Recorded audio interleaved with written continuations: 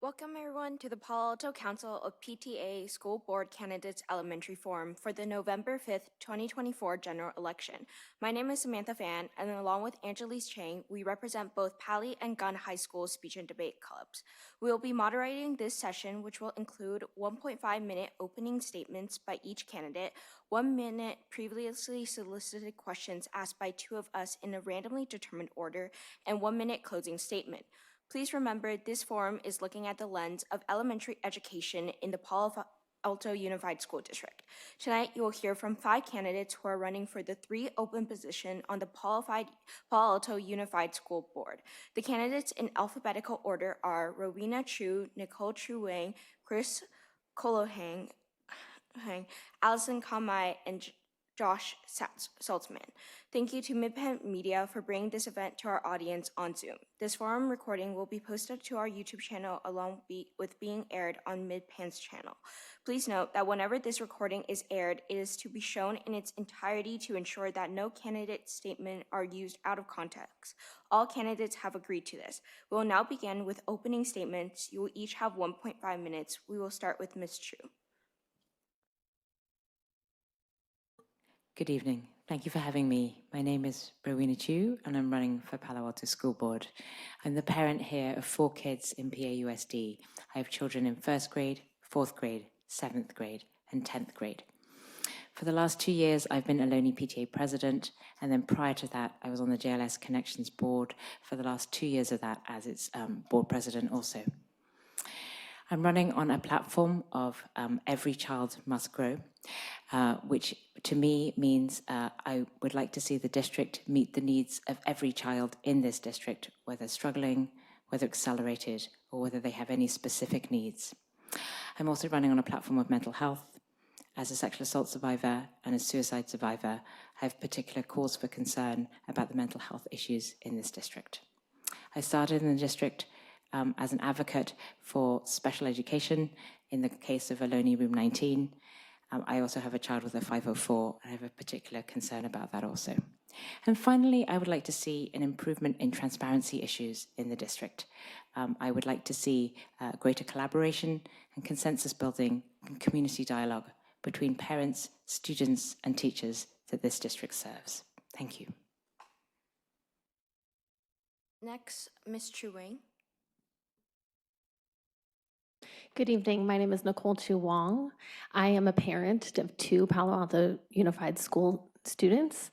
My youngest goes to preschool at Preschool Family, which is run through the adult school, which also makes me a student of the district of the adult school for parent education.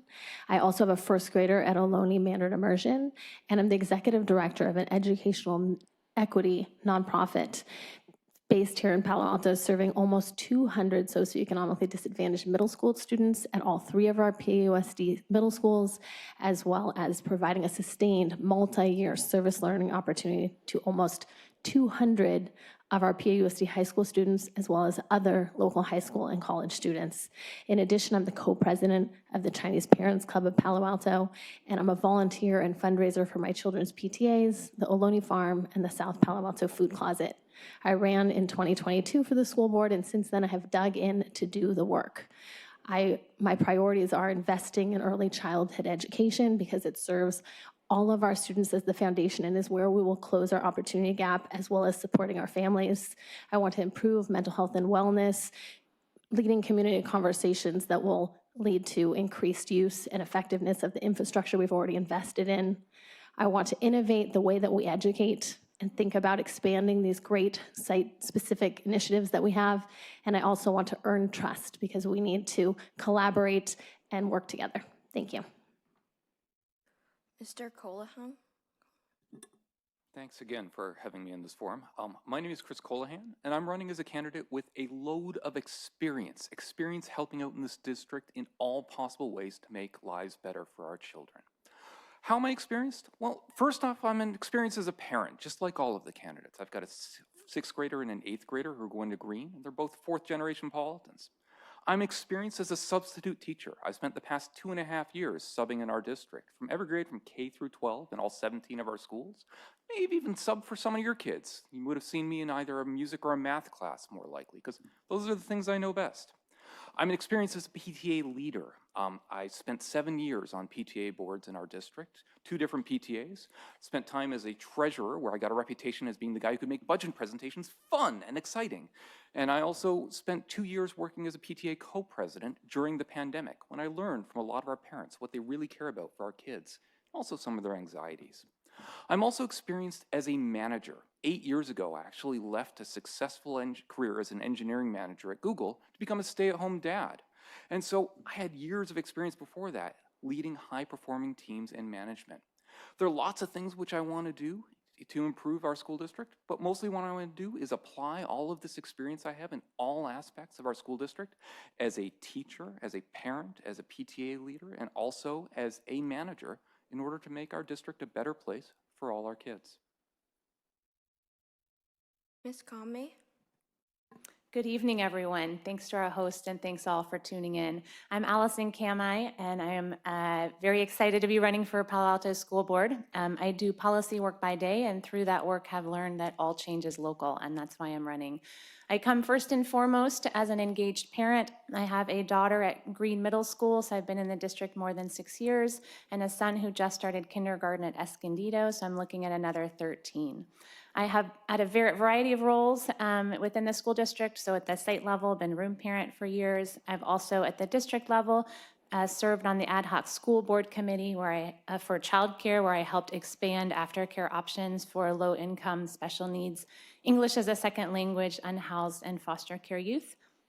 I also co-founded a position at PTAC, Palo Alto PTA Council on Gun Violence Prevention. So have been with my partner and others at all school sites to provide parent and community education about gun violence prevention. I also come here as an experienced attorney.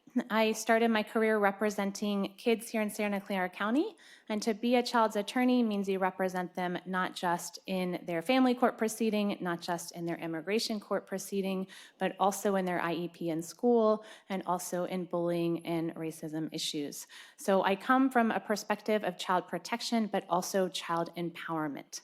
Thank you. Mr. Saltzman? Hi, my name is Josh Saltzman, and I'm running for school board because I want to work on your behalf to ensure we're providing the best possible educational opportunities for all our students. And that includes my own 3 children, 3 very different kids. I have a 10th grader at Gunn, an 8th grader at Synapse who will go to Gunn next year, and a 3rd grader at Nixon. Jack, our youngest, was diagnosed with hearing loss when he was 2. So 6 years ago, after founding 2 educational technology startups, after a career in product design, after getting degrees in biology from Princeton and design from Pratt, I became a full-time parent and Jack's lead caregiver. In the last 6 years, Jack has also been diagnosed with autism, and I've learned a ton about how different kids can be and what it takes to support different kids both in and out of the classroom. I've also had the opportunity to be a class parent, served twice on the PTA board at Nixon and site council at Greendale. During this time, I've built trust with parents, teachers, and principals, and they've stepped up to support my campaign. Our teachers union, the Santa Clara County Democratic Party, current and former elected officials, and a wide range of community leaders and fellow parents have endorsed me. As a designer, entrepreneur, and parent, I've gained valuable experience and skills I hope to bring to the school board. This includes an ability to look at things from many angles, see things from others' perspectives, build consensus, and come up with creative solutions to challenging problems. I would be honored to serve as your representative. Thank you. Thank you so much for all the opening statements. Now we're going to move on to the questions.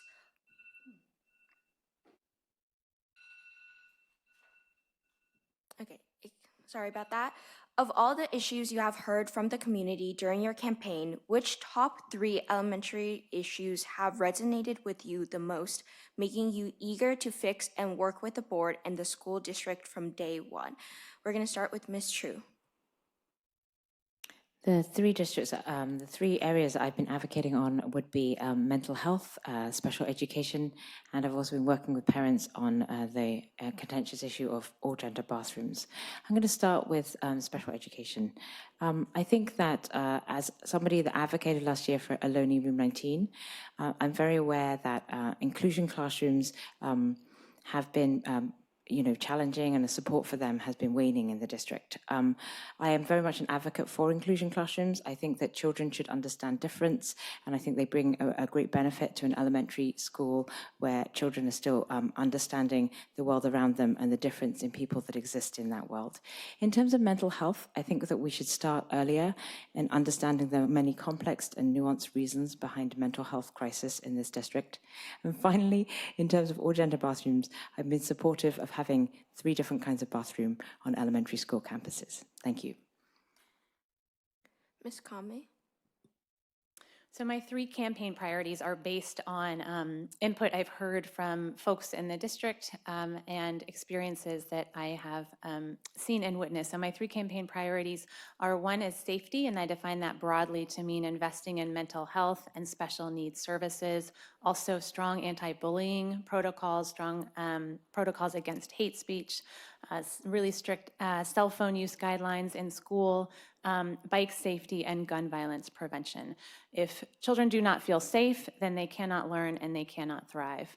Another campaign priority of mine is community trust. So making sure that our community members feel that they have the information that they need about decisions that are being made that impact their children and families in our community. And finally, opportunities for all to succeed. So making sure that we are providing support for students who are struggling, maybe not meeting at grade level, and opportunities as well for all of our children. Ms. True Wong? My 3 top priorities for elementary school would be, first and foremost, which is one of my campaign priorities both in 2022 and now, to invest in early childhood education. As it relates to elementary school currently, and without any changes to California law regarding preschool for all, we have transitional kindergarten in our elementary schools, and right now we do the minimum. We haven't set standards, although the state has recently, but we haven't fully implemented them in order to require our teachers to have early childhood education certifications. We serve the minimum number of hours. This is hard for parents to be able to use this service. So we need to improve transitional kindergarten as the foundation, the entry point to our district. I think we need to improve parent communication and education, because when I was a buddy for incoming kinders at Ohlone, I'd heard a lot of parents that are worried about math when they're just coming into kindergarten, and we need to try to release some pressure on our parents so that our kids can just grow and flourish in elementary. And I want to focus on special ed, because we had an amazing inclusion program for our preschoolers in special ed at Greendale, and that recently went away because of concerns about being compliant, and so we need to fix that. Mr. Saltzman? For me, the 3 priorities that I would start with for elementary education are, I think, foundational to making sure that our students can be successful in later grades. And so the first thing is making sure that all of our students can build the foundation of knowledge and skills that they need in order to be successful once they get to middle school and high school. So that is basically an academic goal. I think it's also really important that we help our kids develop social, emotional skills, interpersonal skills like collaboration, kindness, and empathy. I think those are skills that will also serve them really well as they get to middle and high school. And then lastly, I think that it's also important that we encourage their curiosity. I think one of the most important things we can do for our kids in elementary school is celebrate when they try new things and teach them to practice enthusiasm. Mr. Colahan? So I could go through my campaign priorities, but I'm not going to, because you asked about elementary school. So I'm thinking about, what is it that people really care about at elementary school that I also care deeply about? And the first thing is, when my kids were in elementary school, they just left last year, the last one, I really cared about after-school care. I really cared that our partnership with PACC works really well, and that our kids are able to do things both in school and outside of school. So I'd work to try and rebuild that relationship in some of the ways in which it has failed over the past several years. Another thing I really care about is academics. I care about the kids actually coming out of school all learning something. And for the past 4 years, there's been an initiative called Every Student Reads, which has been doing magnificent things at improving the number of students coming out of elementary school who have been reading at grade level. And then the last one is actually one of my campaign priorities, is I want to launch a new effort based on Every Student Reads for elementary math. since I've got a PhD in computer science, I figured, I should focus on math because I really care deeply about that. Okay, thank you so much. Now we're going to move on to the next question.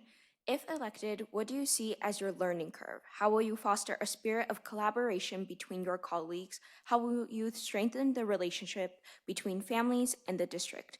We'll start with Ms. Kamai.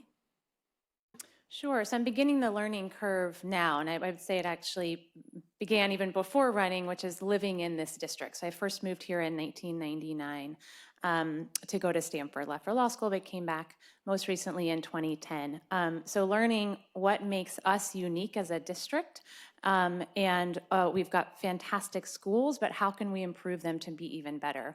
So outside of my own lived experience as a parent, as a resident, as a community member, it's a lot of the relationships that I have formed and continue to form with the stakeholders in this district, such as our teachers, such as our students, such as our families, as well as our staff and the folks that work with and engage here in the district. I serve on the PAC board, so that's another relationship that I would want to continue to put forward and make sure that we're continuing to learn what is it about our community members that can allow us to grow and thrive even more. Ms. Chu Wong. I started learning how to be a board member over 2 years ago when I ran in 2022, and when I started going to school board meetings shortly after we moved to the district. And I've attended in the last 2.5 years every school board meeting except for 2, which I watched online. And in fact, I've watched the 2 years before that back on YouTube. And so I think I've started to do the hard work of learning what it means to be a school board member. And I think the biggest learning curve for me is transitioning from a candidate to a school board member means that I'll have to strike a new balance. Right now, I spend so much time meeting with people, and I'll want to continue to meet with people, but I'll also have a whole bunch of the actual responsibility of the board, which is fiduciary responsibility, signing contracts, managing the budget, managing district leadership. There are other responsibilities that I don't currently have as a candidate that I will have as a school board member, and I understand the role, and so it will be finding a way to balance the importance of the receiving all the communication and feedback while also doing the job of the board, which is governance. Mr. Colahan. So I've been building relationships in this district for the past 7 years as a volunteer and also as a substitute teacher. I've built relationships with all of our classified staff. Classified staff include our custodians, our secretaries, our admins, and aides and more, and so much that they gave me an endorsement. So I've got an endorsement from the CSEA union. I want to actually tell you a story, and I'll see if I can get it out in 30 seconds, which is when I was PTA president, we had the decision whether to open or not from COVID.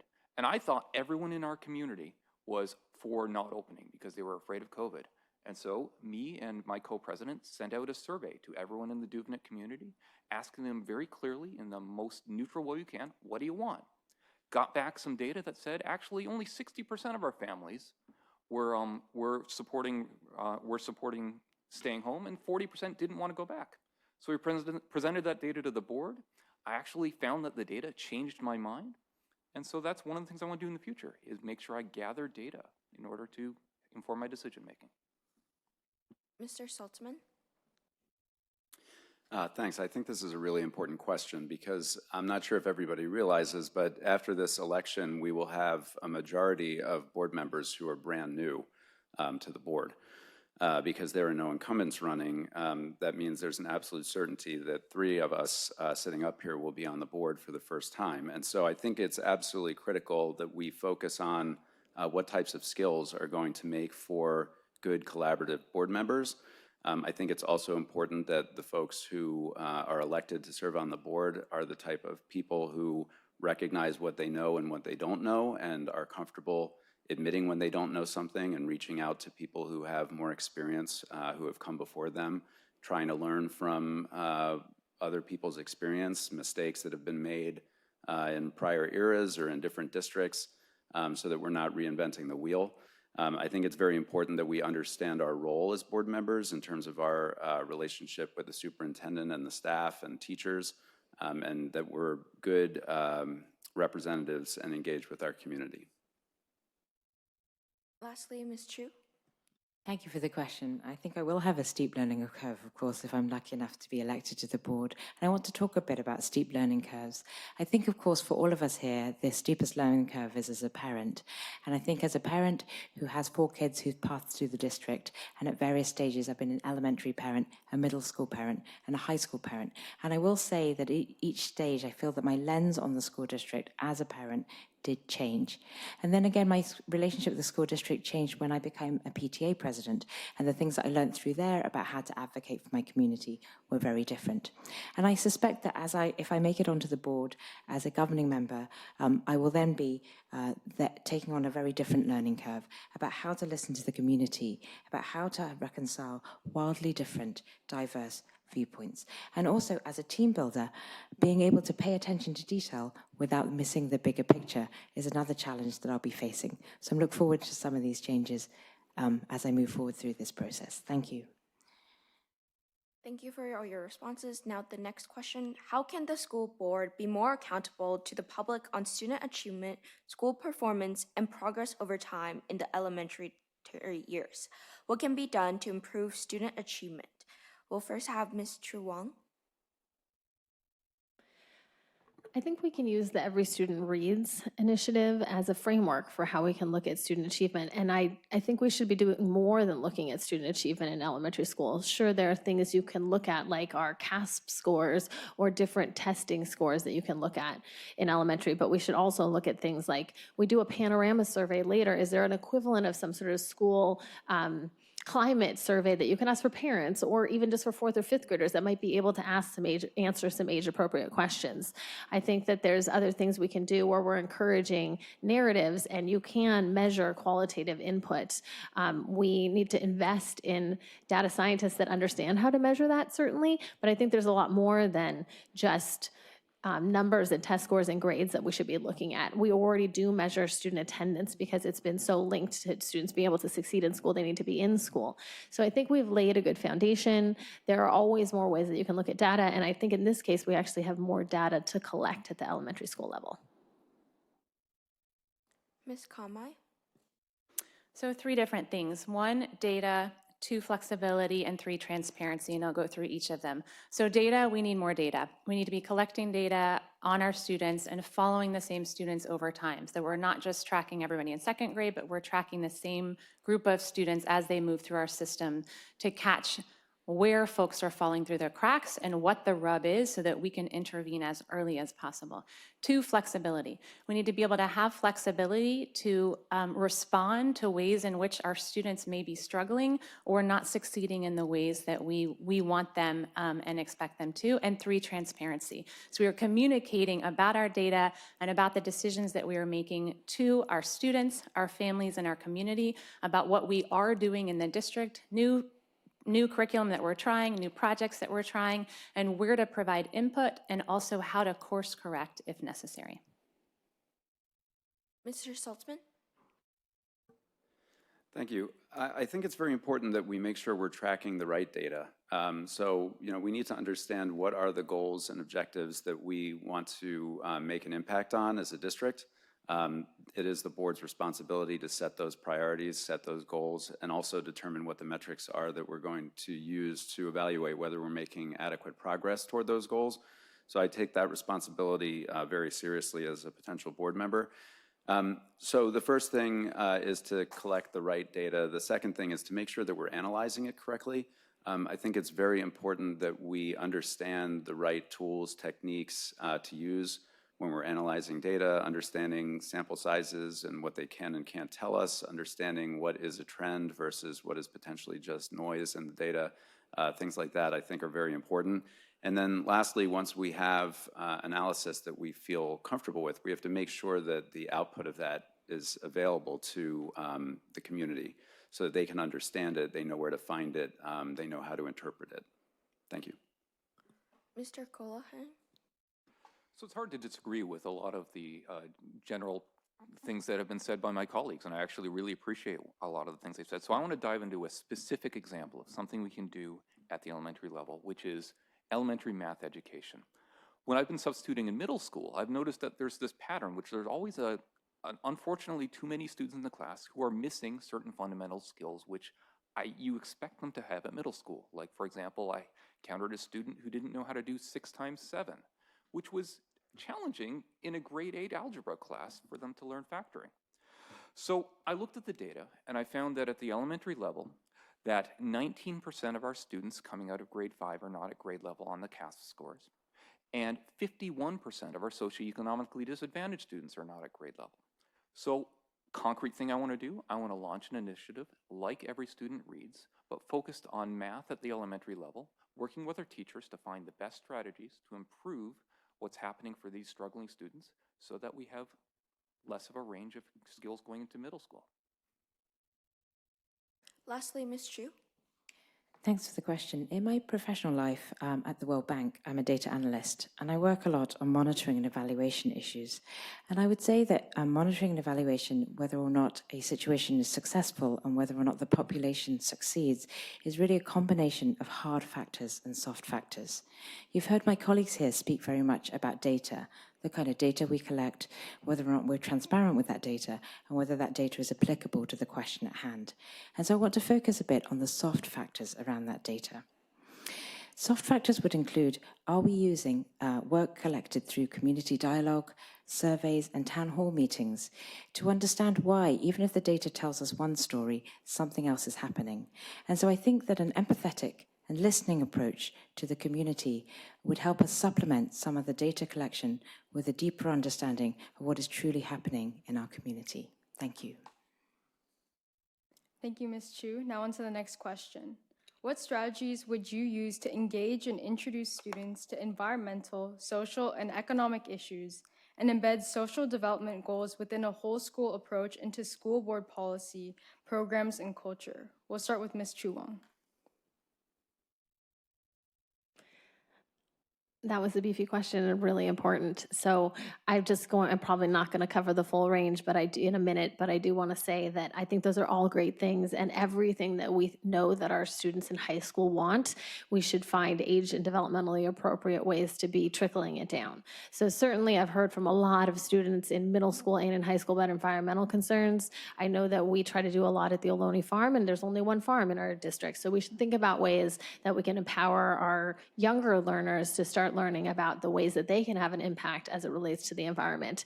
And through the small things that they do, I know they start doing that in middle school, but we need to continue to do it earlier and earlier, not just in 4th and 5th grade, but with our TK students as well. So I think the policy that I would implement, or the mindset I would bring to the board, is really thinking through every time we do something, how can we make sure that it goes into age and developmentally appropriate ways down to all of our students at all of our levels, to make sure that, just like we're doing with the Innovation Lab at Palo Verde, where we're focused on CTE and bringing those things in an age developmentally appropriate way into elementary. Thank you. Ms. Kamai?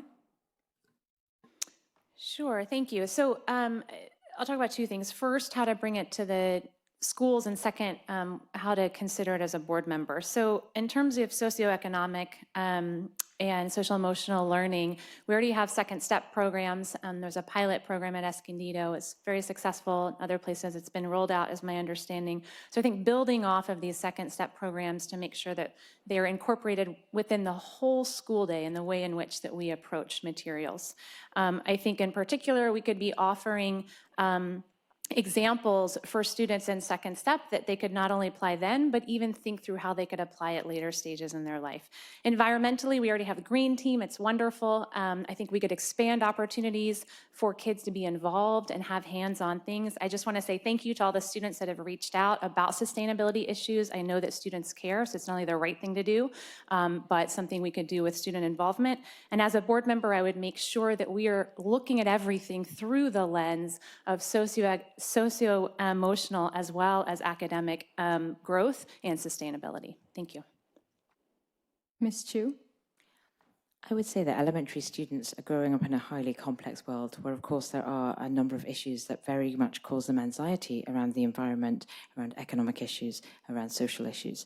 I would also say that I've been very impressed at elementary students who start activism around these issues at a very young age.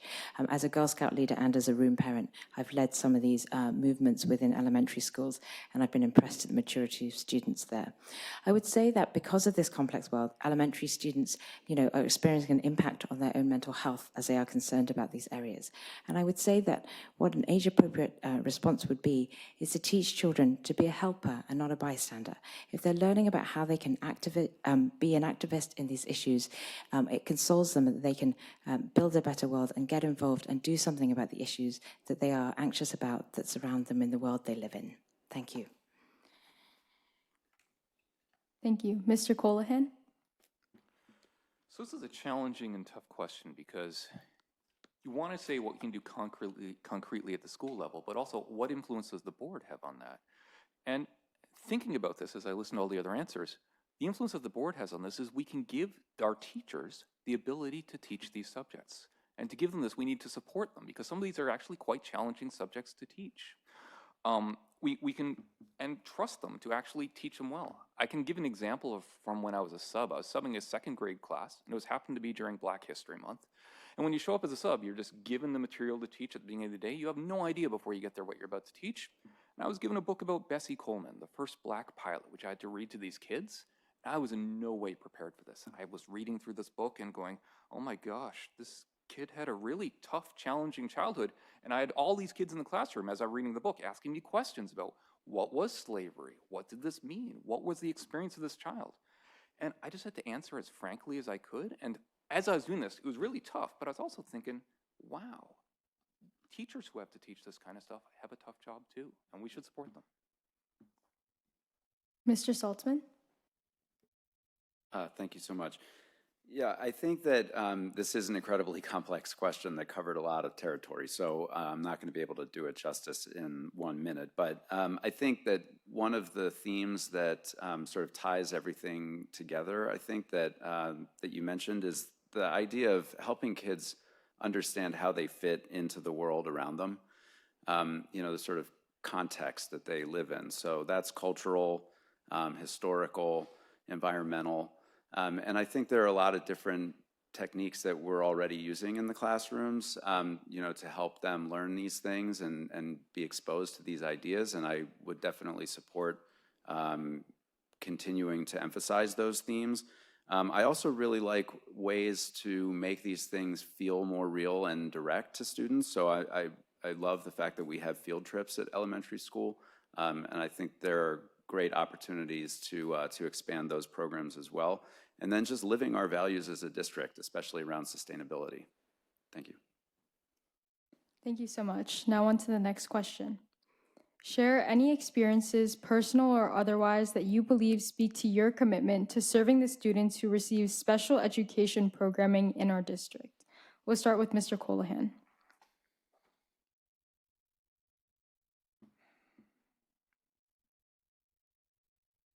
Mr. Colohan? Understood. Now, you got me thinking because there's so much to talk about. So a personal experience I have is actually in that same second grade classroom which I had. There were more than one student in that classroom who were a special education student. And they were really challenging in the classroom environment. Quite frankly, some of them had difficulty staying on task. Some of them were constantly distracting, and so it was difficult, for example, to read a story to the classroom because of the constant needs of some of these children. But I did my best. I actually, as a sub, I have zero training on what I'm supposed to be doing, so I'm going on gut instinct for a lot of the time.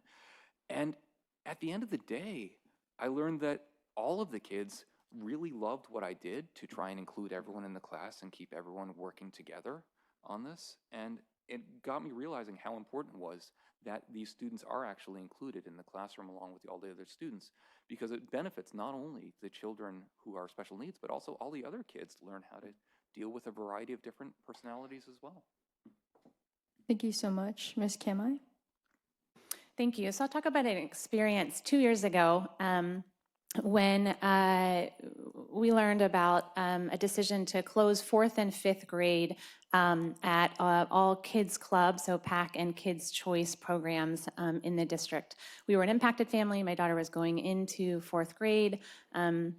Started going to board meetings, spoke with parents, and then applied and was chosen as one of just a couple parents to serve on the ad hoc school board committee on childcare, which looked at aftercare programs and how to serve students in our district.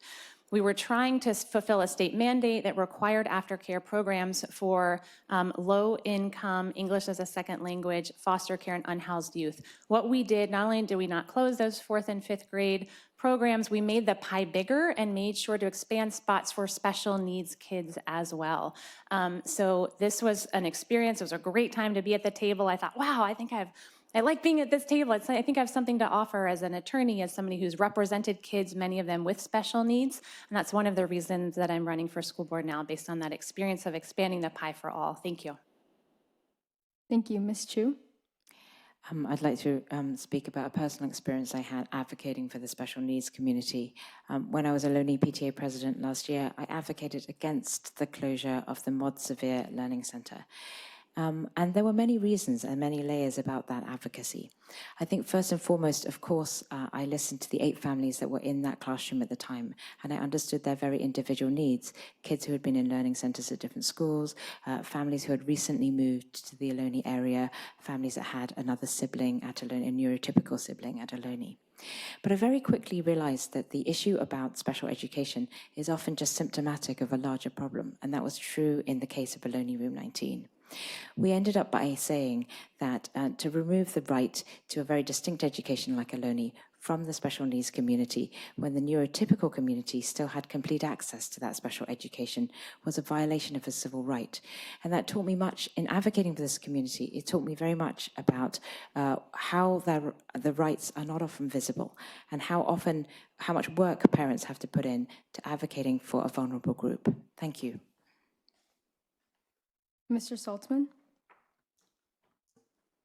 Well, naturally, my personal experience influences my decision, what I have to say on this. But you know, having had a child with special needs, both hearing loss and autism spectrum disorder, it's been a very steep learning curve as a parent to understand how best to support him on a personal level and just in our own home, and how he needs to be supported in the classroom.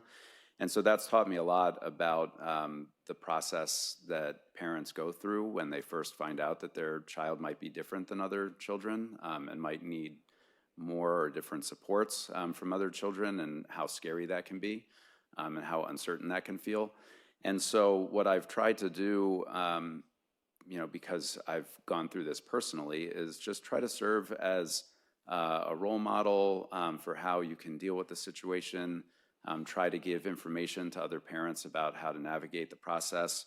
And so I feel it's really important that we find ways to serve both students and their parents as a district when it comes to special education. Thank you. Thank you. Ms. Chu Wong?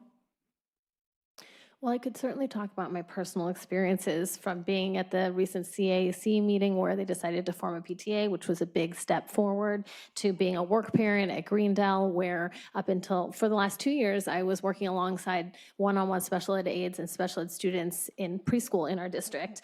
I could also talk about how we have a diversity of students that we serve in the nonprofit in our after-school program, and so I've been in on IEP discussions in that relation. But the best thing that I've done is educate myself. So I've done a neurodiversity simulations through Real 2E, where I learned what it could feel like to actually be a student with special needs or a learning disability. I attended strength-based IEP training, which I think actually should inform the way we treat all students, whether they have an IEP or not, coming from a strength-based approach. And when Room 19 was going away at Ohlone, I dug in to ask questions and understand. And while I know that the process felt rushed, what I've heard from the teachers that were impacted was to go from a K to 5 classroom to be able to split into K through 2, and 3 through 5 was better for them, and the students are now happy. And so I've dug in to learn. Thank you for all the responses. Now on to our next question. What indicators can be used to assess the effectiveness of the district's safety-related policies and programs? Are these indicators aligned with the district's immediate, short-term, and long-term goals for the safety programs? We'll start with Ms. Chu. Thank you for the question. I think that safety can mean a number of different things in elementary schools. There's obviously physical safety, and there's obviously safety around mental health, which may be harder to measure. In terms of physical safety in the schools, we live in a environment where school campuses are open, and so I've been speaking very much to my colleagues who work in this area of gun sense and safety to talk about sort of lockdown protocol drills. In terms of mental health safety, as I spoke about earlier, we need to look more closely at mental health issues at an earlier stage in a child's development through childhood and early elementary. I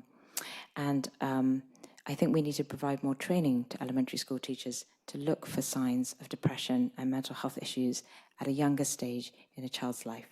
Thank you. Ms. Chu Wong? Could you repeat the question? Sure. What indicators can be used to assess the effectiveness of the district's safety-related programs and policies? Are these indicators aligned with the district's immediate short-term and long-term goals for the safety programs? Thank you. So I think there's a lot of different safety programs. You could talk about physical safety, you could talk about emotional safety. And so when we're talking about those things, we should have indicators that we look at on a frequent basis. For example, when it comes to things like Title IX complaints, which are less relevant in elementary, but certainly there's a uniform complaint procedure where we can try to be tracking bullying, and those are things that we can look at to see if we're seeing any rises with certain student populations. So that is something we should look at on a regular basis. As it relates to bike safety, we are so fortunate to have safe routes to school for decades, and we should be looking at rates of bike incidents and accidents, and even at the elementary school level, that could be even more important, as I know many of our elementary school students do bike to school. So I think all of our initiatives, what we should do is ensure that there's time on the agenda at board meetings and spread them out to talk about them over the course of time to make sure that we're looking at seeing if there are any trends or any spikes happening so that we can improve as we go along. Thank you. Ms. Kamai? I think the number one indicator is, do our kids feel safe at school? Do they feel safe? Do they feel like they belong? And if not, I think that's an indicator that we have more work to do. And as I mentioned, safety is one of my campaign priorities. If kids do not feel safe at school, if they do not feel like they belong, then they cannot let down their guard, they cannot learn, they cannot thrive, they cannot form the relationships with peers, with leaders, with authorities that are so healthy for our children, and one of the great reasons that we have public education.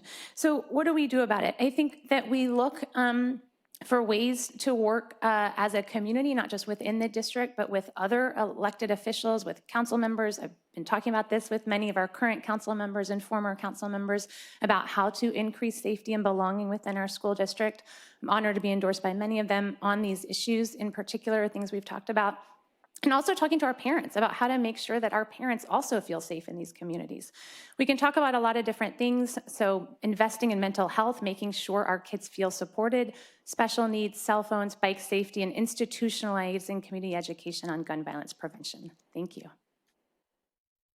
Thank you. Mr. Saltzman? As my fellow candidates have aptly illustrated, there are so many different facets to safety. So it's hard to cover them all, but I think that, it's also important that we think about how we're tracking incidents on our school campuses, making sure that we have processes in place to capture issues where students were made to feel unsafe, or where we actually had violence occurring, or where we had students who felt like they were othered, or in some other way felt like they were not being included or valued. So I think that's all very important, and I think we can capture some of that through surveys. We can capture it through collecting data.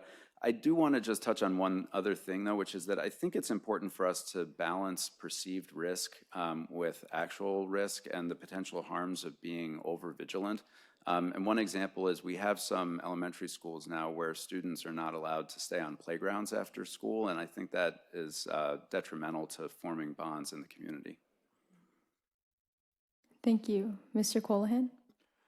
So we can approach this from the position of data, and we can approach this from the position of qualitative observations on our schools. From a data perspective, we actually have all sorts of processes in place to try and collect data on safety-related things, including like the Title IX and other complaint process, the UCP or Universal Complaints process that Nikki mentioned.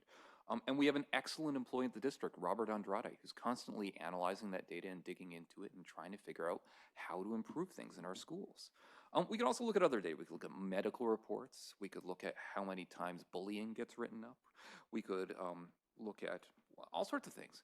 But I think if we really want to improve safety, there's some other areas which we can focus on as well, such as educating parents on how to safely drop off their kids at school. We have a lot of problems around our elementary schools with chaotic driving.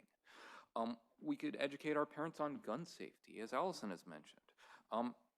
And we could also look at what fraction of our teachers in our elementary schools have received the safety care training that allows them to deal more directly when our students become dysregulated in the classroom. And that might be something which we could improve. Thank you for all those responses. Now the next question. What is the best way to address differences of opinion on the board or between the board and the administration and keep the district decision making rational, more transparent to parents and community? Could you support a board decision you did not vote in favor of? Why or why not? We'll start with Mr. Saltzman. Thank you so much for this question. It is really important, I think. So I believe collaboration is very important. I think listening with empathy is really important. Asking questions and actually listening to the answers is also really critical. So I think the way that we work together is a big part of this, and actually how we communicate with one another. And I do think it's important that once the board makes a decision that we voted on and we're beginning the process of implementing that decision as a district, I do think it's important that the board come together and support that decision and stand behind it, because I think that's the only way that we're going to repair some of the fragmentation that I think we have in our community currently. And I think it's also very important that we rely on data and use evidence-based decision-making processes so that we can all rally around some single source of truth. Ms. Kamai? I'm very aware that I'm only one member of the board, and so every single thing that we do, the things I've spoken about that I would like to see done, involves collaborating with others, and that is about relationships, and it's about making sure relationships on the board, relationships also outside the board with community members so that everyone is allowed to give input and then also receive information about what is happening. We are in a district with over 10,000 folks enrolled in our schools with diverse needs. If there's a decision that I don't support on the board, I'm still an experienced policy attorney in that I know how to help make that decision implemented in the best way possible to serve the different needs of our constituents. I see that as the role of an elected official, is to respond to the needs of this constituents, regardless what I as an individual person may believe in that moment. And I believe that good governance requires me to work as well as I possibly can with the other board members, regardless of what decision we may come to. Equally, to receive feedback and to course correct in ways that can be more responsive to our community needs. Thank you. Ms. Chu Wong? It's interesting when you look back at all the school board meetings that I've personally attended, I could count on my hand maybe 5 times that the school board vote wasn't unanimous. And people may not understand that or may think that they all just agree. And I can tell you they don't, because even sometimes when they are unanimous, if you listen to the dialogue that happens, that's where you see what the nuance is. And so I think it's important, one, as a board member, where if you don't agree with something, you do explain your logic behind it. And even if you do agree with the way it went, explaining why you voted the way that you do, because that's a level of transparency we need to have. But I also know that we have very, very experienced district staff. And so I know that they're not going to bring things to the board that they don't think are going to pass. And so that's why you see so few decisions that are not passed unanimously. And so it's important to recognize that so much work goes on behind the scenes. And that is where the fact that I have relationships with the board members that will be remaining, I have good relationships, I believe, with the candidates, and I am ready to serve with whoever I work with. I have good relationships with the district staff. I will collaborate and be transparent in discussing why I decided the way I did. Ms. True? I think it's deeply important to support decisions you didn't vote in favor of. I think it is easy, of course, to support decisions you are in favor of. The test of a good leader really is someone who supports decisions that they didn't vote in favor of. I also believe that collaboration, building relationships, establishing trust, and working in teams is deeply important. I think we can all point to experiences of doing that in the corporate world and in all of our innumerable workplace situations. And I would say that in terms of transparency, I think it's deeply important that the 5 members of the board are transparent with each other as well as with the community that they serve. And only then can we represent voices that are not our own and start to walk in shoes that we don't walk in. Thank you. Mr. Colohan? So I think we should have a cage match. No, actually, I actually have many years of PTA board experience with exactly the same problem, which is not all the time everyone agrees. But yet, every single time in my 7 years on the PTA, across 2 different PTAs, something came to a vote, the vote was always unanimous. And the reason it was always unanimous was simple. It's because when we disagreed, we discussed. We had a clear discussion about why each of us took the position we did. We listened to each other and we tried to truly understand everyone's position. And then based on that, we came to a decision as a group together of what the best thing is to do once we achieved true understanding and also had clear explanations to each other about our positions and why we were taking the positions we're taking. And so that's the experience I hope to bring to the school board, which is the ability to really clearly communicate things and also to really listen to other people. Thank you for all the responses. Now, next question. In some people's perception, equity can be seen as everything is the same, as opposed to differentiation and choice that is right for each child. What specifically do you plan to implement at the elementary school level to support each child, whether special needs or advanced, without diminishing their differences? We'll have Ms. True start. Thank you. As someone who has sent all 4 of her children through choice programs, whether it's Preschool Family or Aloni or JLS Connections or Pally Team and now Middle College, obviously I'm very supportive of not only choice programs, but an understanding that differentiation and that my 4 children are very many different learners, and also every child in this district is. You know, in addition, my campaign motto is every child must grow, and that to me means that there needs to be differentiation in this district. The question asked, what specific policies would I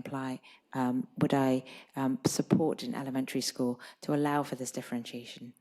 I think that one of the things that we could consider is an expansion of these choice programs, such as Aloni and Hoover and Escondido, that have been supportive of children that want to learn differently, that would like a different experience from a cookie cutter approach. And so that is one of the measures that I will be supporting if I am voted onto the board. Thank you.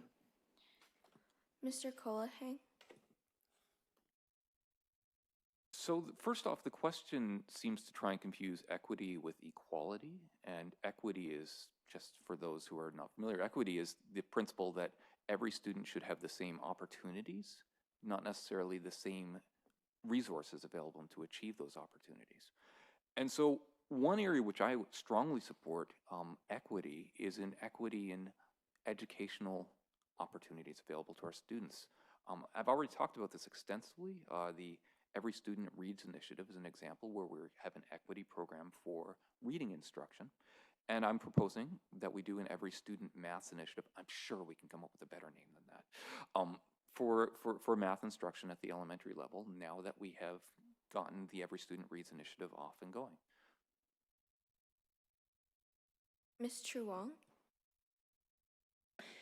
We have amazing teachers in PAUSD, and particularly at our elementary school teachers, and I want to make sure that we're supporting them because differentiation is a best practice, and I believe they all know that. We need to make sure that we're allowing them time and compensation to go to professional development, and that we're hearing them if they say that they need greater supports, particularly in the earlier years where we're really fortunate in TK to allow an aide for many hours of the day as well as the teacher.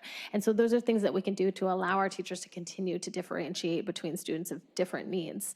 In addition to things like the Every Student Reads initiative, it's a campaign priority for me in 2022 and continues this year to expand the site-specific learning initiatives we have at the elementary school level that we know are good for students, that we know parents want, that we know teachers feel are successful. So we should think about how we can expand them, not at that site, but how we can expand them to other elementaries so that other students have options where they can experience that type of learning that we know has been successful. Mr. Saltzman? Thank you. I just want to piggyback for a second on what Ms. Chu Wang just said, because I think that she made a couple excellent points that I was also going to make. And I do agree that many of our teachers are already doing an amazing job of, figuring out how to support each of our students according to their individual needs. And I think what we can do as a district is support them and also try to help spread best practices throughout our elementary schools. So I think, professional development that helps teachers learn these skills, but also share them with their colleagues is critical. And I also want to emphasize the importance of the classroom aides. Having an additional adult in the classroom, an extra set of eyes and ears to be able to see how different students are doing, who's bored, who might be dysregulated and need extra attention, is absolutely critical. And I just do want to say that, to me, the definition of equity is providing the right support for each individual student, not focusing necessarily on outcome. Ms. Kamai? Thank you. So I think I would talk about three things. One would be early support. So to make sure that kids who are struggling are able to be identified early on to be able to get that support. And I agree with a lot of what has been said, is having another adult in the room can be really helpful to achieve that, and supporting our teachers in the differentiated teaching that already goes on every single day. Two would be ongoing support. So not just early support for folks to make sure that we really are addressing people no matter how or where from they are entering our schools, but ongoing support. And continuing even after if somebody has had support, just really trying to check and make sure that that student doesn't fall behind again. And then third would be parent education. So really making sure that we're being transparent with our families about what's going on in the classroom so that we can provide students holistic support, not just between the bells, but also so that we can coordinate with other services, their aftercare programs, other places that they may be going, so that we can meet the needs of each child as best that we can. Thank you. Thank you for all the responses. Now the next question. What is your position on the use of gendered bathrooms in schools? And how would you ensure that the policy balances inclusivity for transgender and non-binary students while addressing the concerns of other students, parents, and staff? And we'll start with Ms. Chu. Thanks for the question. I think I have already addressed an answer to this. I would start by saying that I think it is patently clear to many parents in the district that the LGBT community and the trans community is very much marginalized. And so it is important to have representation in terms of bathrooms that represent that community. I think, however, we can achieve goals of achieving other representation in the school community as well. And so my position would be that I would be supportive of 3 different kinds of bathroom: an all-gender bathroom, a single-sex boys bathroom, and a single-sex girls bathroom. And the reason why I support that is because I think the needs of this community are currently very diverse. People come to this community with very many different cultural backgrounds, educational backgrounds, and economic backgrounds. And I think that at the recent board meeting, a number of the coalescence around all of these different needs were expressed in the room. And so I think the best solution would be to have the widest range of bathrooms available so that we can reflect truly our diverse community. Thank you. Mr. Colahay? So there actually are 2 parts to this question. One is, what physical facilities do we build? And the second is, what policies do we implement in terms of applying science to the doors once we build the physical facilities? I think it makes total sense for us to build flexible physical facilities. If we build restrooms that can be used as boys' rooms, can be used as girls' rooms, or can be used as unisex bathrooms, then that sounds fantastic to me, and that seems to be what the district is proposing to be doing at this time. On the other hand, then the question becomes, what signs do we put on the doors? Well, if you look at our current campuses, the kinder classrooms have had unisex bathrooms for, I've been told it's the past 75 years. I don't know whether that's accurate or not. So we already have unisex bathrooms on our campus, and they seem to not be generating complaints for our kinder students. For the other classrooms, we should do it on the site based on the needs of the students. If we need boys' rooms, girls' rooms, and unisex bathrooms, we absolutely should do that. Mr. Saltzman? I don't want to be too repetitive here because I think that so far, my two fellow candidates have done a good job of covering the main issues. And just to cut to the chase, my position on this would be that I think it's important that we have boys' bathrooms, girls' bathrooms, and gender-neutral bathrooms. I think it is clear that the community would prefer that we do it that way, and I think that that's what we should do. And I just want to mention that I think this is partly a topic about process, not so much about product, because I think where we're going to end up is the right place. But I'm concerned about the way that that the process has taken place. I think it's important that we all try to assume best intentions in terms of the other participants in these conversations, both the folks who care very deeply about diversity, which I certainly do, and also people who have expressed concerns about the idea of having all gendered bathrooms at our school sites. Ms. Chu Wong? I see two important things to address. One is, what is the role of the board? I'm very clear that one of the main functions of the board is to ensure that we follow the law. And there is a California law that requires that we have all gender bathrooms. And so in that context, and then you lay our process on top of it, the board needs to say, yes, we need to make sure in this new construction we have all gender bathrooms. And then I think the great thing is that then we pass the baton to the sites. And the sites don't just mean the site admins, they mean the community. They mean a group of parents that get involved. They clearly need to have better communication about all the ways you can get involved, but I think Hoover was a good example of the community let it be known what some people wanted in it, and we need to create safe spaces in order to do that so people can participate, but then that becomes an issue for the school site to determine what's best for them. I know a lot of people want to know what each individual board member's personal opinion is. I know, having worked at Google, that what we're moving towards at different tech companies is really what I think is the gold star, which if we could get construction, I know it'd be more expensive, but that has individual bathrooms for each person, that would be, I think, the best and what we should go towards in the future. Ms. Kamai? So this question goes to two of my campaign priorities. One is about communication and trust, and the other is about safety. So for communication and trust, I think that this is really about making sure our families, our communities, our students know why certain decisions were being made. Why were the bathroom specs designed that way?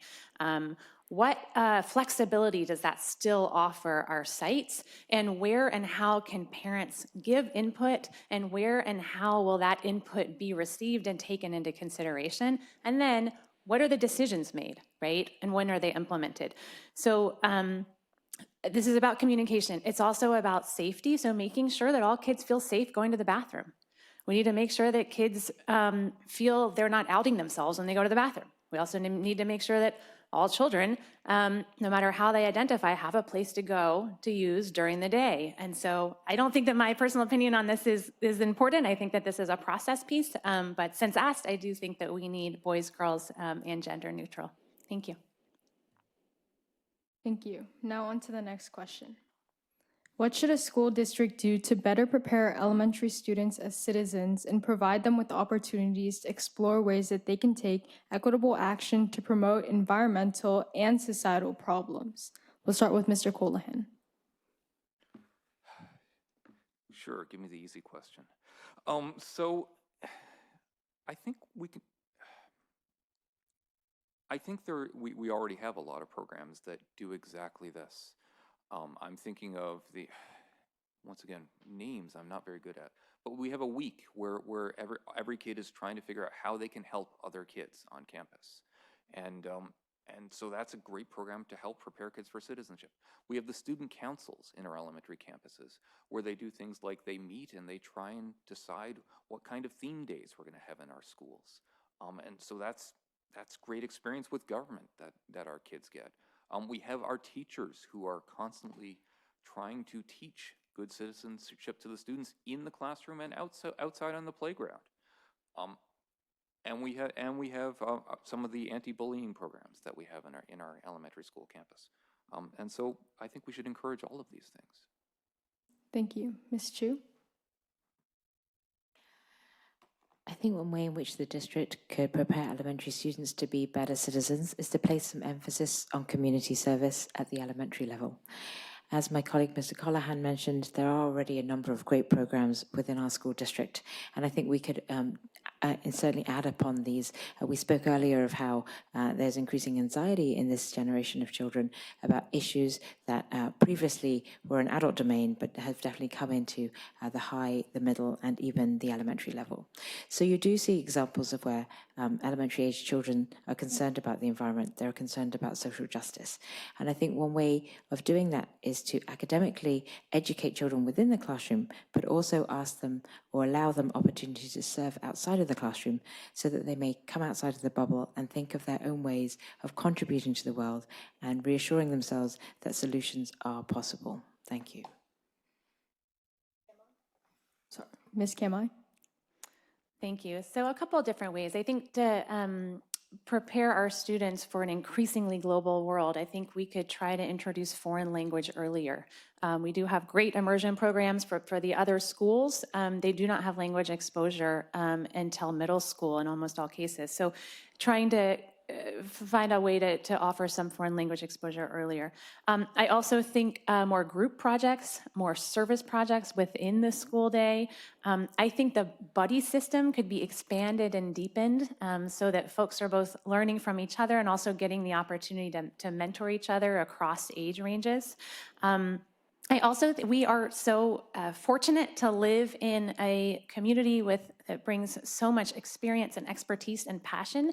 So I really think involving our parents, siblings, other family members, and community members in school projects could be another great way to help prepare folks for the world ahead and just build our community so that we are all a little bit more connected to one another. Thank you. Mr. Saltzman? Thank you. I think that programs that help students understand the wide diversity that we have in our community, both in terms of cultural diversity, and I'm thinking here about the culture fairs that we have. There's one in particular at Nixon that's probably the most beloved event that occurs during the school year. I think that's a great way for us to celebrate our differences and celebrate the things that make different cultures unique in the sort of global community that we live in here. I think also providing opportunities for students to engage in leadership is really important. I think the school council is a great example of that, but I think there are other ways that students can start to feel like they're leaders within smaller communities in school, among their, friend groups, for example, and I'm thinking here about the life skills that we've emphasized at the elementary level, and as also play skills on the playground and how to play fairly with others. Thank you. Ms. Chu Wong?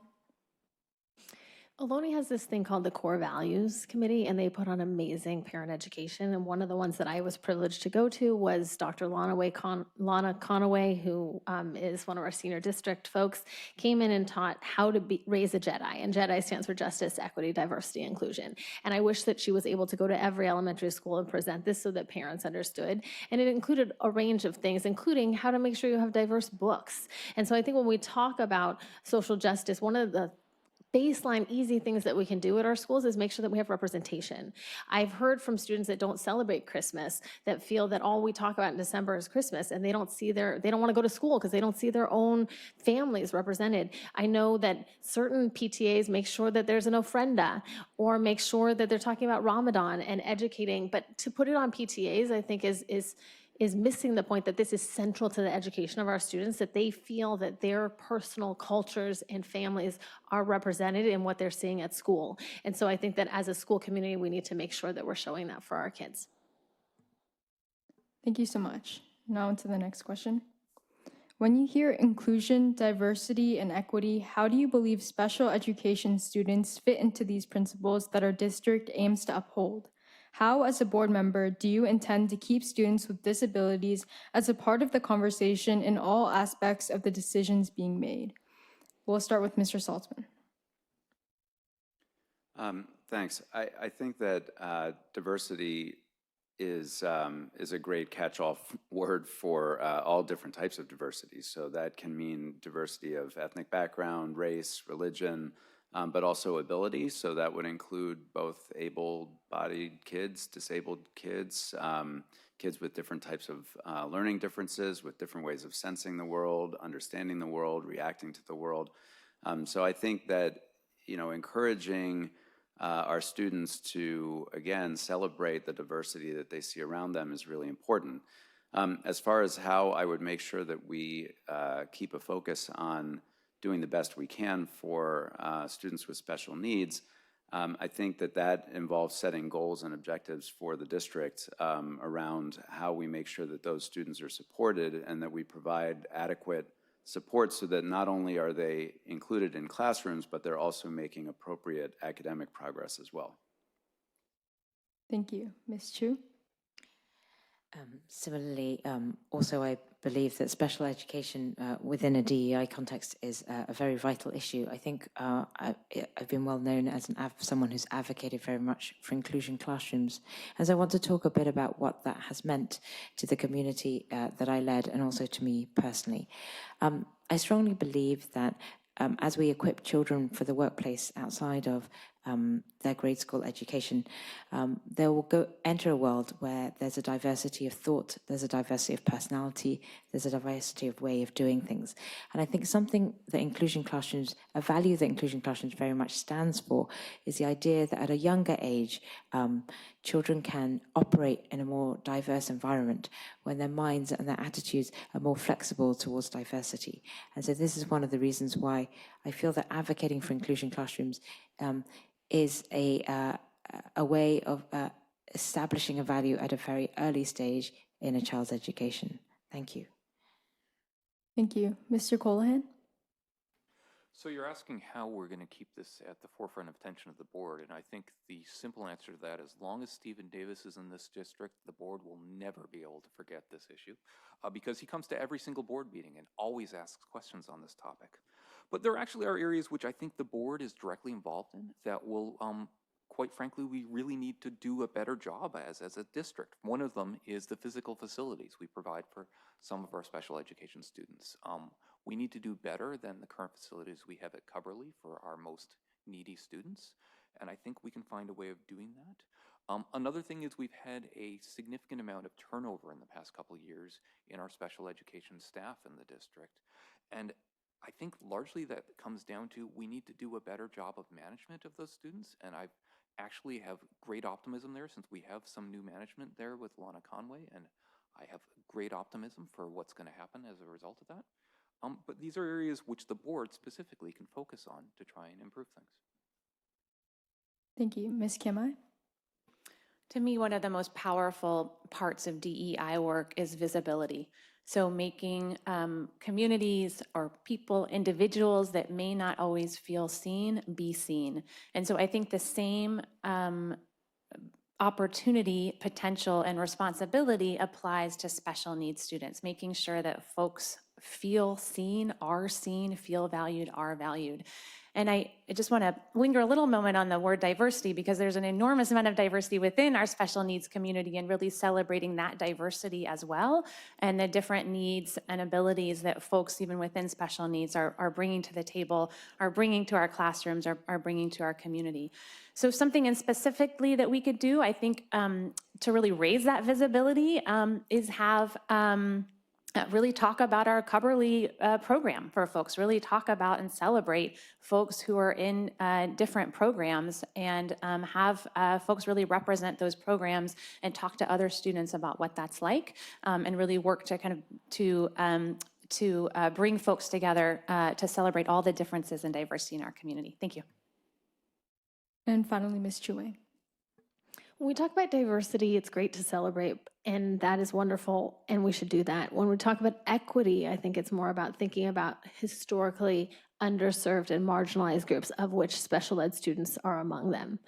And so I think we have to really take a hard look at what's traditionally done in schools with regards to inclusion. I don't believe is true inclusion. And so how can we as a district lead and rethink the way that we do inclusion? Right now, we invite special ed students in elementary school into mainstreamed classrooms, and they oftentimes have to have an aide that helps them behave a certain way so they fit into those classrooms. I want to chatter that as a way of saying inclusion. It's not. What we need to do is find ways that we can make these classrooms feel welcoming to them as they are, and modify our classroom, because that's really what our students need to see, is that you don't just say, this is how I am and I'm not going to make room for you. You see how you can truly make this space inclusive for all different kind of learners. And in many ways, the things that you would do for a special ed student to feel included would actually serve many of our students. And that's what true inclusion is. Thank you so much. Now on to our next question, and this is the last question before closing statements. How can we use AI to address major challenges in education, including issues of equity and inclusion, such as major challenges in low-resource settings that can be addressed with AI support tools? What do you think about the new AI landscape and adapting to the rise in tech to elementary learning? We'll start with Ms. Chu. I think there's so many different ways in which AI can enhance our elementary school classrooms. I think perhaps one of the important ways is AI can be used to track each student's individual progress, so that we can get away from a model where we're teaching from the front of the room, and instead human teachers can become more like facilitators, coming alongside students who actually have programs that adapt to where they are in terms of the academic content. I also think that technology, advanced technology can bring into the classroom areas of knowledge that the individual teacher doesn't have in one person. And so, of course, we can create, maker spaces and opportunities to engage in creative arts much more fluidly that we haven't been able to do in an elementary setting, because typically students sit in a homeroom with the knowledge of one very gifted teacher, but nonetheless still one teacher. Thank you. Thank you. Now, Mr. Colahan. So, as a computer scientist, I've actually studied AI extensively, and my opinion right now on AI in the elementary classroom is it's not there yet. It has amazing potential, and that there are all sorts of things which it could do, but we're not there yet. And so what I think we should do is we should be trying to introduce it into the classroom in ways that are intelligent in a careful fashion, but we should also be very careful to not just introduce a whole bunch of extra screen time to our kids in the elementary classroom when the benefits are not yet well understood. So I think we can brainstorm and come up with all sorts of ideas where it could be helpful and where it can perhaps potentially improve things, including having custom instruction for every student and things like that. But I've not yet actually seen any products which would be practical and work in the classroom that will do that. I look forward to the day when those things are there. Thank you. Mr. Saltzman? Thank you. There are a lot of facets to this question. One is how we use AI in the classroom, if at all, and I agree, we definitely want to be careful about adding more technology into the classroom, more screen time into our kids' lives, because we know that that can be very harmful. So we really need to make sure we're evaluating the pros and cons. I do think that there are some ways that AI could be used in the near term to help with the overall educational infrastructure that we have in our community.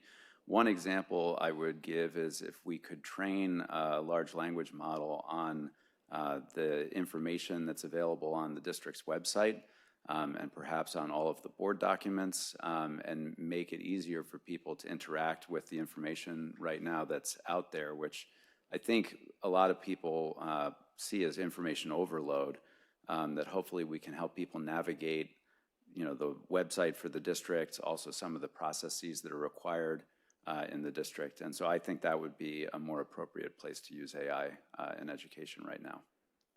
Thank you. Ms. Chu Wong. I'm so excited that we have a group of AI leads, that we have invited teachers to be leads on AI. We've invited 2 from every elementary school, 3 from every middle, and 5 from every high school to participate in talking about the way that we're going to use AI. And as it relates to the elementary school level, what I'm most excited about is how we can, again, compensate it and allowing them the time, give our teachers ways to do professional development in order to use AI to reduce some of their workload that could be easily aided by the use of AI so that they can do things that you can't do with AI, like spending more time meeting with parents and taking some of the load off, because I think that is the most challenging thing for early childhood and for our teachers and for our elementary teachers is the amount of time that they don't even get compensated for. So I'm excited to see, hopefully, teachers be able to use AI to transform their lives so that they're able to focus on what they really want to be spending their time doing. Thank you. And Ms. Kamai? Thanks. So I think the number one thing we can do is keep our eyes open. So really watch the way that AI is being developed, the opportunities that it can provide for our teachers, for our students, for our staff, and also maybe some of the challenges. So I'm just going to come back to my 3 priorities. So in terms of academic opportunities for all, really looking to see, is there a way that AI can be useful? Could it be helpful to summarize classes or lessons when a student was absent or had to be pulled out for certain services? In terms of safety, I think it's also important that as we teach our students about screens and dangers of different risks online, that we're also teaching them about the growing AI world and what that might present for folks who are going onto the internet for the first time. And then transparency, also being very transparent about what we are allowing in AI in our classroom and making sure that we're having uniform policies across the board so that our teachers are relying on each other and communicating, and we can really approach this as a district as a whole, because I think that we'll all be wanting to really discuss the new things as they come out and decide as a district how to employ or not employ them. Thank you. Thank you so much. That was the last question. So we will now have 1 minute for a closing statement per candidate. We'll start with Mr. Salkman. Thank you so much. Thanks to PTAC for creating this opportunity, and thanks to our student moderators for asking the questions. Really appreciate everybody's time also at home in getting to know the candidates. And I just want to emphasize again that we're going to have 3 new members of the board, and I think it's very important that you select board members that you feel comfortable with in terms of both how you would interact with us on a personal level, if you have concerns, if you have comments, if you have questions. And I would encourage you to try to meet us in person. We're all out in the community having events. If there isn't one that you have heard about in your area, let us know. I know that I would be happy to take a phone call, text message, and I would love to have the opportunity to meet you. And again, I really appreciate your time. Thank you so much. Thank you. Ms. Kamai? Thank you again to our organizers and to everybody who's still with us or maybe listening in. I want to end by saying that I am sitting here in front of you because I care. My guess is for all of you tuning in that's why you're here too. We don't just kind of care, we really care. We care about our kids, we care about our schools, we care about our teachers, we care about our staff, we care about our community. I come from a long line of educators on two sides, 4 generations back. My parents are still in the classroom. My sister teaches, my husband teaches. I taught for 2 years at Stanford Law School in the Immigrants' Rights Clinic as a teaching fellow. A lot of what I do at the Immigrant Legal Resource Center is teaching, continuing legal education courses, and helping to write manuals. So I say this to say that I've been surrounded by educators, and I believe that that helps me understand the goals, the challenges, and I share that commitment to service. That's why I'm here, and I thank you for your time. Thank you. Mr. Colohan? So to close, I just want to talk about a few things. One is, please reach out to me anytime. My website is chrisforschoolboard.com, and you can email me at chris@chrisforschoolboard.com. I really want to hear from you. And why I want to hear from you is because I want to hear what your experience has been in this school district and what's worked and what's not worked so well. I've been studying for this job for the past 8 years, volunteering in every possible way in our district, from being a substitute teacher to being a PTA leader to dressing up as Doobie the Dragon and dancing around for our kids. And so I've got a long track record of demonstrating that I really deeply care about improving our schools, and I want to continue doing that for you as a member of the board, along with 2 of my colleagues over here, who I look forward to working with as well. Thank you. Ms. Chu Wang? First, I want to thank PTAC for holding this forum, and I think the history behind why we have an elementary forum is so important to talk about, because I truly believe that early childhood education, and particularly elementary, are something that we need to be investing and improving, because it's the foundation of our children's education, but also of our parents and many of them in their journey in this school district. And I'm grateful to have the support of many teachers who are in elementary school, as well as CSEA, which is our classified staff union, which includes aides, many of whom are in elementary school, as well as admin and staff in front offices. And I want to also say that there are many things we didn't get to talk about tonight, like particularly declining enrollment and how that's affecting our elementaries, or the way that we move transitional kindergarten around to deal with declining enrollment. I want to make sure that the families in Barron Park and Warner Browns know that I see you, and I want to make sure that we don't do things to keep your schools open that don't feel good or without talking to you. I want you to all to be on board, and for us to be coming from a this is best for the students and we'll keep your school open. Thank you. Thank you. And finally, Ms. Chu?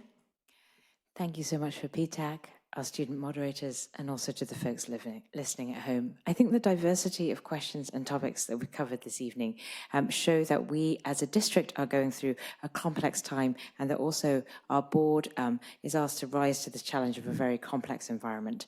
I think it demonstrates also that we live in this diverse community where nuance is very important. We're listening to our constituents, we're building community, engaging in community dialogue, and then truly reflecting that back in our board decisions is also desperately important. I hope that my diverse lived experiences as a parent of 4 children at different levels in this district, as a community leader through my work as a PTA president, and as a global activist on a personal level with youth mental health, and also a professional level representing the world's poorest communities, will allow me to listen better to the diverse voices of this community and to bring representation to them all. Thank you. Thank you all for your participation and thoughtful answers. On behalf of the Palo Alto Council of PTAs, I would like to thank all the candidates for the dedication you show in running for school board and for your participation in this forum. I would also like to thank our audience for your engagement, both in watching this forum and submitting your questions ahead of time. We would like to remind you that there will be 2 more Palo Alto School Board candidate forums coming up. One on October 5th, co-sponsored by Palo Alto Council of PTAs, Palo Alto Community Advisory Committee for Special Education, the Latino Parent Network, and Parent Advocates for Student Success, with a focus on special education and educational equity. The last forum, hosted by the Palo Alto Council of PTAs, with a focus on secondary education, will be on October 10th. We hope you can submit questions for those forums and join us once again on Zoom. Thank you all, and we hope you have a good night.